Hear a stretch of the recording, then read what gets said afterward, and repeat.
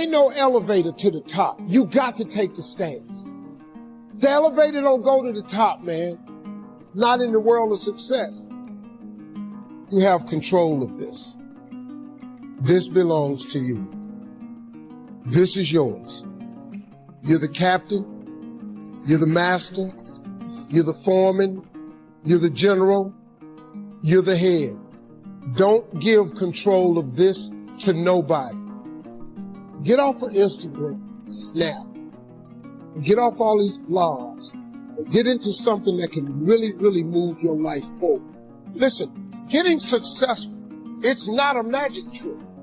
You can decide to be rich. It's highly doable. But you first have to think it. The difference between successful people and non-successful people is here. I'm no better than none of y'all. If you want to be successful, you have to change this. This has to change. Listen to me. It's not what makes it hard is your lack of belief that it can happen for you. The fact of it is, though, it's very doable. See, what you got to change, if you keep doing what you've been doing, you're going to keep getting what you've been getting. So if you're at a place in your life and you ain't happy with it, you have to change something. But you have to make a conscientious decision that you're going to change. And it's not dependent on anybody else. It don't matter what your mama think. It don't matter what your coworkers think. It don't matter what your siblings think. It don't matter what your children think. It don't matter. They have nothing to do with it. This decision is yours and yours alone. Let me tell you something. You get to decide if I'm going to be rich, poor, mediocre, plentiful, happy, sad. You have a decision to make.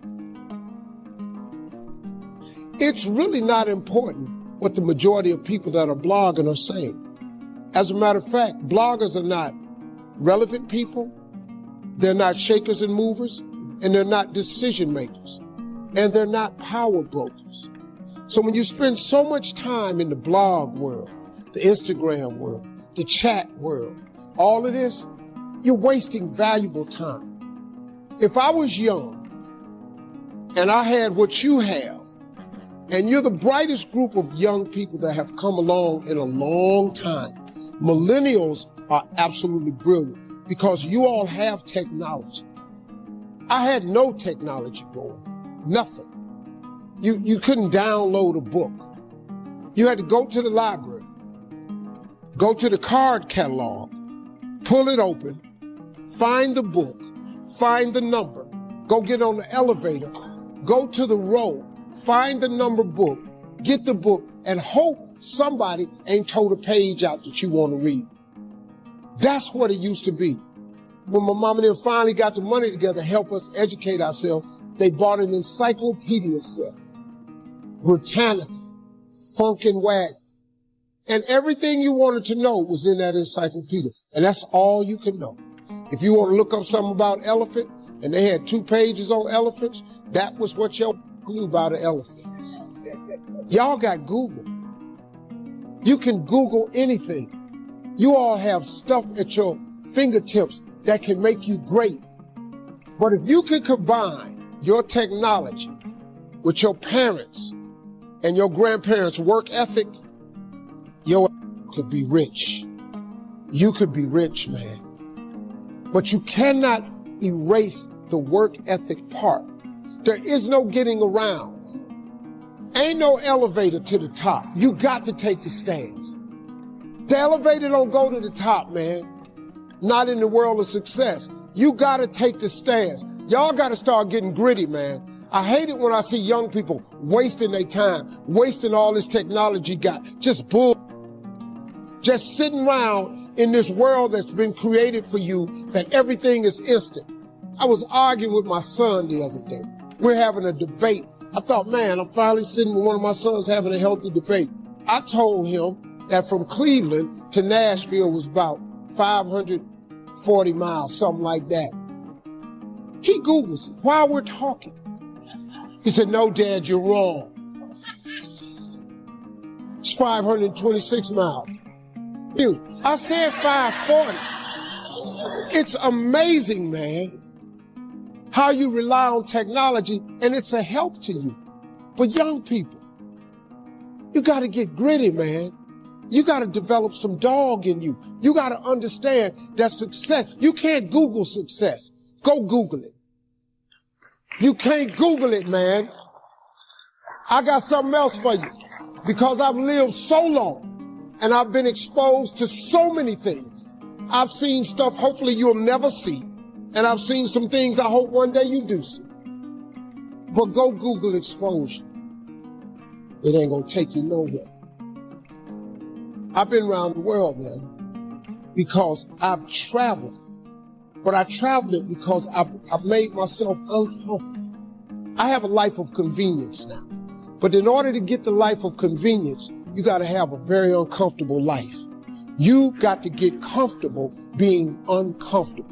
Stop trying to do everything the short way. Stop trying to figure out the easy way because it ain't gonna happen. I got news for you, man. It's not happening, young people. You got to get messed up sometime. You got to get dirty. You got to get your feelings hurt. You got to get disappointed. You got to get told no. You're going to ask somebody for some money. He going to tell you no. But at least then, when I see somebody trying and I tell them no, I try to at least give them something else. See, I'm not going to hand you a fish sandwich. I'll teach you how to fish. But I'm not giving you a fish sandwich. You can forget that. Once you get this, y'all, you can change everything. Do you understand? Negativity, you can protect yourself from negativity. And that's what stops most people, negative thoughts. You can coat your mind from negativity. It's a real simple exercise to do. I do it every morning before I walk out the door. So I walk out as a positive person. You know, I get tired sometimes. That's different from being negative because I get mentally drained from my job at times. But to coat your mind from negativity, the way you can put a coating around your mind is with one simple thing, gratitude. Gratitude erases negativity. I'm going to show you how this works. If you wake up in the morning and you start having negative thoughts, man, this ain't my day. I woke up on the wrong side of the bed. I'm tripping. I just don't feel myself. Every time you feel in the middle of the day, if you feel yourself doing that, stop. Just stop for a second. And start going over in your mind everything you have to be grateful for. Not everything you want, everything you already have, because what you have is substantial. You just haven't gone over the list and taken inventory in a long time. But the fact that you can walk, that's a blessing. The fact that you woke up, that's another blessing. The fact that you can see, think, reason, that's another blessing. The fact that you can go somewhere and get yourself something to eat, that's another blessing. The fact that you can go and turn the key and call someplace home, that's another blessing. The ability to dream is a blessing. The fact that you have an opportunity to get it right is another blessing. And I'm just talking to you, I don't even know you. I could give you 50 things you ought to be grateful for right now. I don't even know you. Start coating your mind with gratitude. It'll change everything for you. I became very aware of what it's like not to have a home. You know, a home, man, is important. No matter how small it is, no matter how bare or meager, at the end of the day, you have the right to be able to say, I'm going home. And I don't care how funky of a day you had, man, if I could just get to my house, I don't care what it looked like. I don't care what the furniture looked like in there, but man, if I could just turn the key and shut the door and be in my house, that's just a moment of relief. I didn't have that. I wouldn't gotten me. Your car's not a home.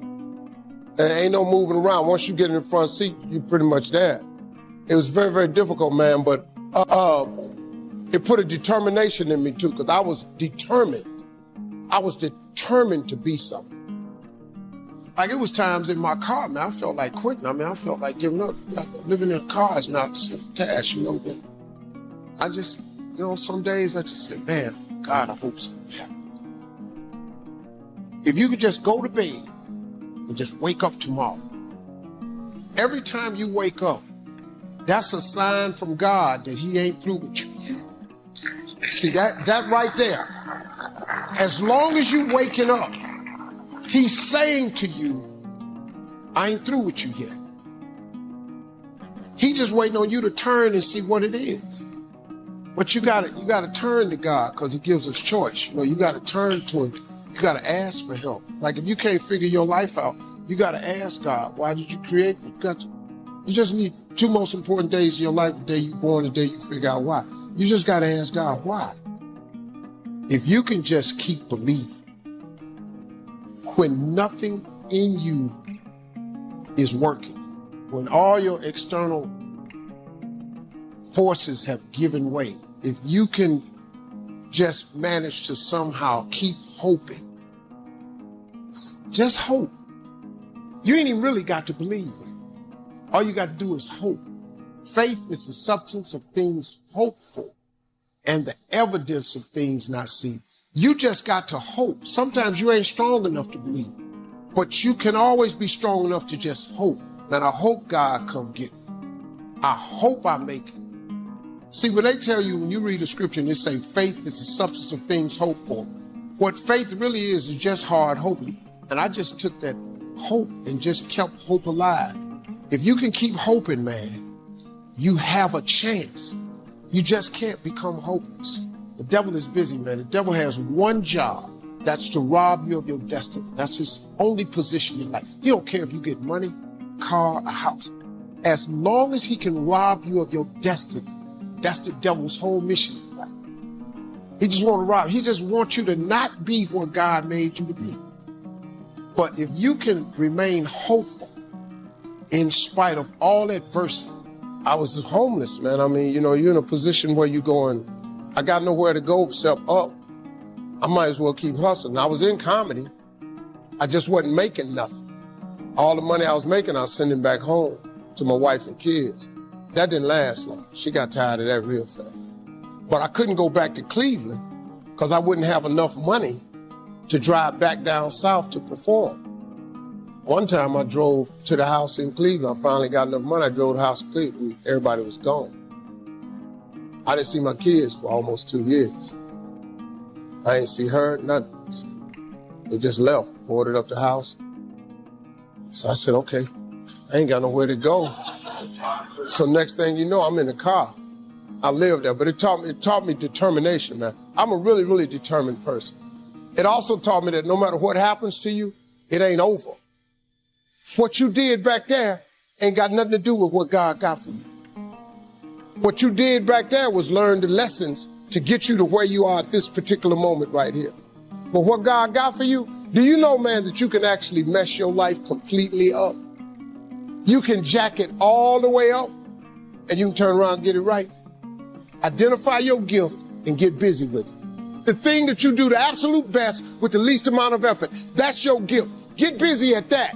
If it's drawing, if it's teaching, if it's sharing, if it's caregiving, that's how you become successful. Pull yourself together and quit tripping because you in the process. First of all, let me tell you this right here. Why are you tripping? I look back on my life at all that I've been through. So the stuff I'm currently going through, I have built up enough reservoir that living in the car taught me that this ain't it. So the things I'm going through now, I know this ain't it. So all I got to do is sit tight. I ain't in a bad place. Now, I ain't where I want to be, but so what I'm going through right now, y'all don't know, I got some challenges. People think when you get famous or rich that your problems is over. Oh, they got a whole new set of them for you. They got some stuff you ain't seen. Biggie wrote a song saying one time, more money, more problems. I got to tell you something, that boy wasn't never lying. But I'll tell you the truth right now. The problems I got right now, I take them. Letting go of energy that's clouding your vision and holding you back. It's a life practice that I learned long ago that has freed me, so many ways. It's a fact that holding grudges against somebody who's done you wrong or replaying, revisiting hurtful situations in your head over and over only weighs you down and prevents you from being who you're meant to be right now, because you're still energetically holding on to the past. The energy that you put into constantly rewinding to the resentment. Why did they do that? Why did they say that to me? I didn't deserve to be treated that way. All of that only keeps you stuck. It will never change what happened. You gotta press stop and reject the urge to keep replaying so that you can then fast forward into the now for yourself. You know, a lot of people think that holding on to things that disempowered them is going to somehow magically turn it around. As I said in my message a couple of weeks ago about forgiveness, you have to release the notion, give up the hope that the past could have been any different. And you also must release the idea that people would do what you might do in any given instance. This is a big one.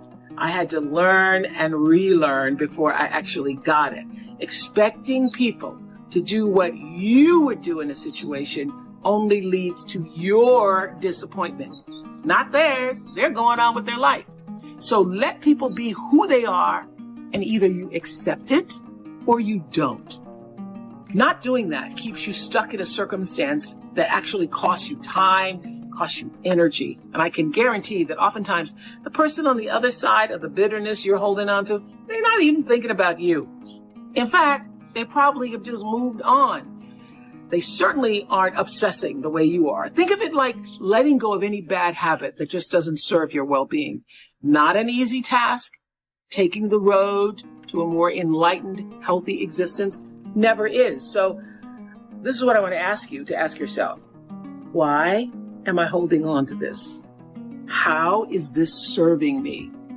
And really think about the answer. Maybe it makes you feel validated.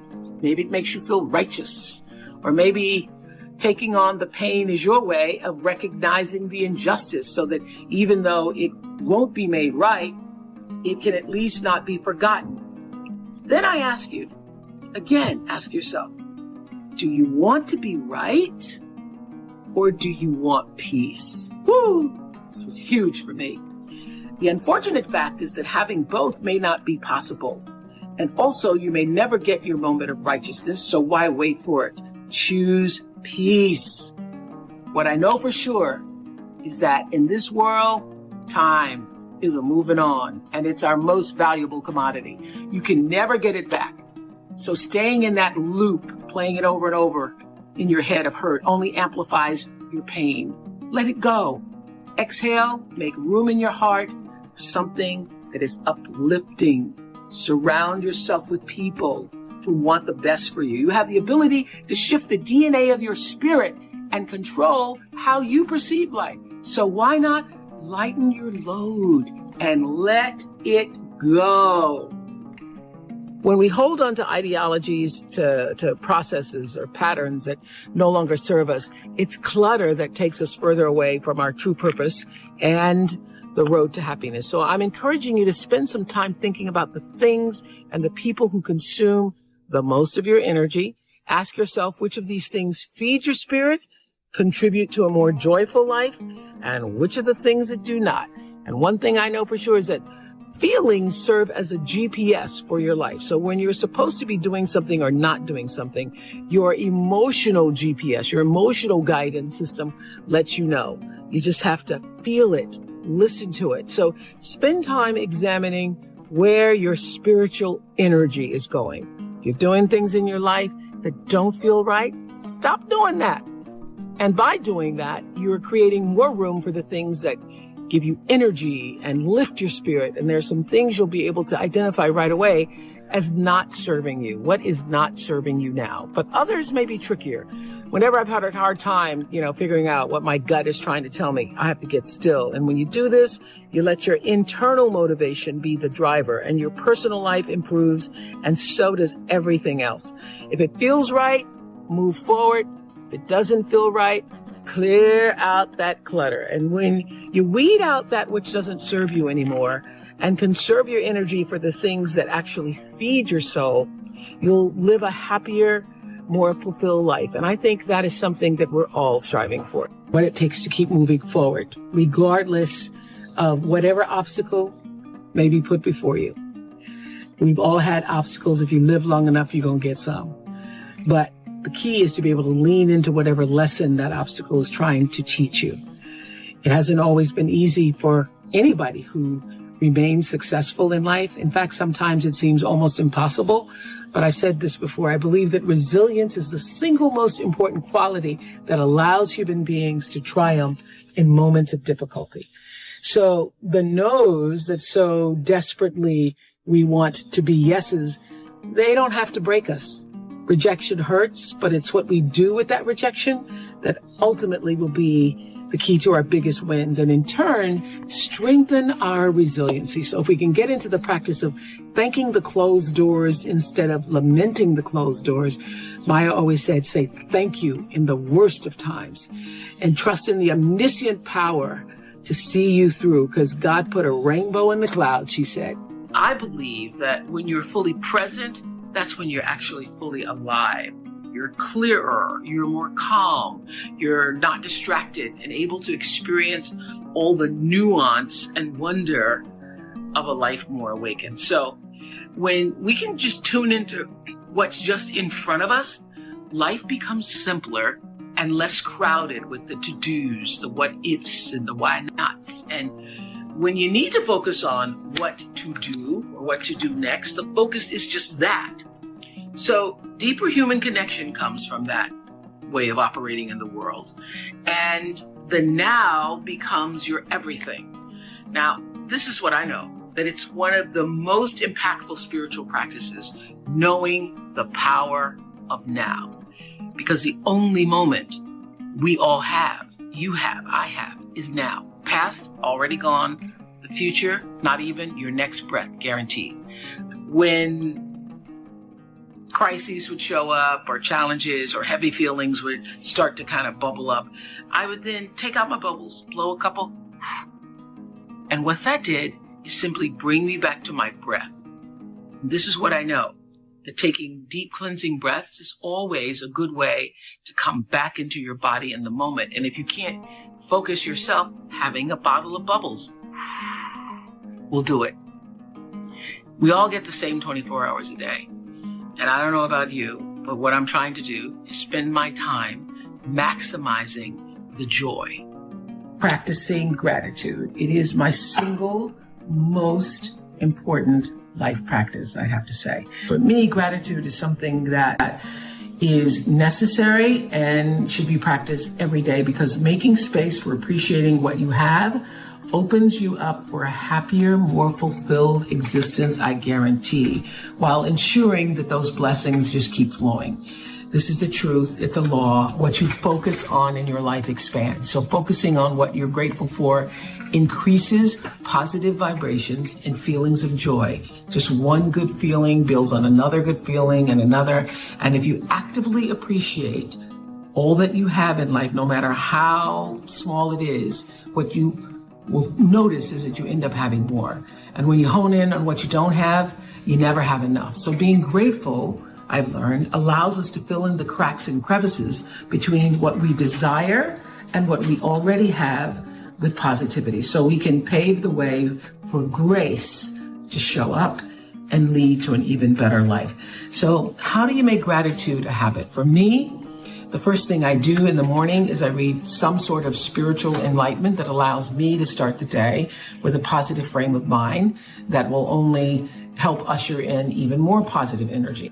Many of you, as I have been, as I am, are where you are in your life based upon what you believe. And it's not just what you think you believe on the surface, it's also your shadow beliefs that are holding you back from moving into the life that you believe you deserve.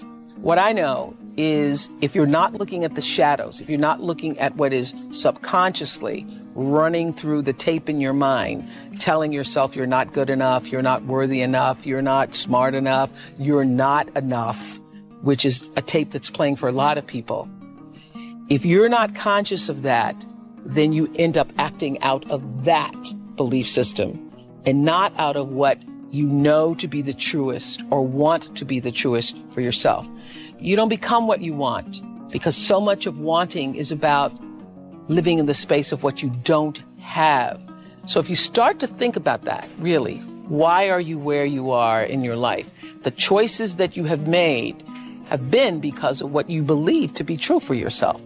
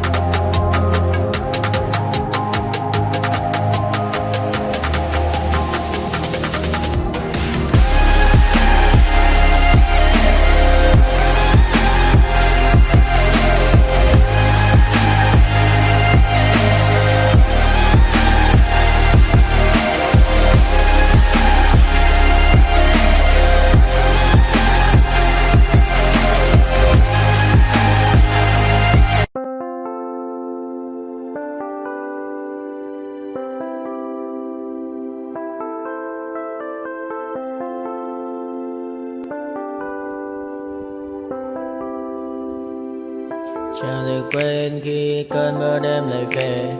Em đã quên lời thề và ta như đông chìm sâu. Không cần mơ em anh nhận màu. Em chỉ cần mơ đâu em bay. Chỉ còn là những cơn mưa vô giá. Cho bên mơ em không mơ anh. Anh vẫn đang mơ. Chỉ cần bên em không được cần nhớ. Và chỉ có em không còn nhớ. Và người ta bên nhau như ngã tớ. Muốn nhớ về say em chỉ có mấy em ở đây. Và anh như muốn chết đi nhưng không muốn em mơ mày. Tình yêu làm cho ta đau đầu. Không em như nằm hâm mộ. Anh như đeo mong cầu. Và vui bên em ngủ sầu. Chào cả mà mai em mơ. Chỉ có bên em nhưng là khó mơ. Em vẫn đang dài. Em muốn bên ai. Anh không mong gì hơn. Chỉ mong em sẽ ở đây ôm anh thật gần. Anh chỉ mong đôi ta được có nhau. Mà đừng em đâu anh mơ em. Muốn em bên ai có em. Ta sẽ trao nhau môi hôn thật sâu. Ôm anh. I know you told your friend you're not okay. And tell me what's wrong and why you never said you felt that way. And guess you're trying to stay strong and fake a smile until I look away. But I've known you too long, it hurts to watch your blue eyes fade to gray as you fade away. As you fade away. Yeah, I'm about to fade away. Cause every time I wake up I feel like it's Monday. Something's going wrong with all the chemicals up in my brain. All of a sudden I don't look at anything the same way. Gotta build up of my thoughts sitting in an ashtray. I'm sorry that I'm so inconvenient, okay. Just let me be me and I'll stay out of your way. I can see the way you look at me, I'm such a disgrace. I never really asked to be brought into this place. You wanna love me? Well then baby I have a taste. All the highs and the lows, no you'll never be the same. I don't really wanna hurt you but I can't control the pain. If you're sticking by my side maybe we could be okay. Okay, maybe you could be the change I need today. I promise that I've never felt this way. I really hope that you will choose to stay through all the pain. I know you told your friend you're not okay. And tell me what's wrong and why you never said you felt that way. And guess you're trying to stay strong and fake a smile until I look away. But I've known you too long, it hurts.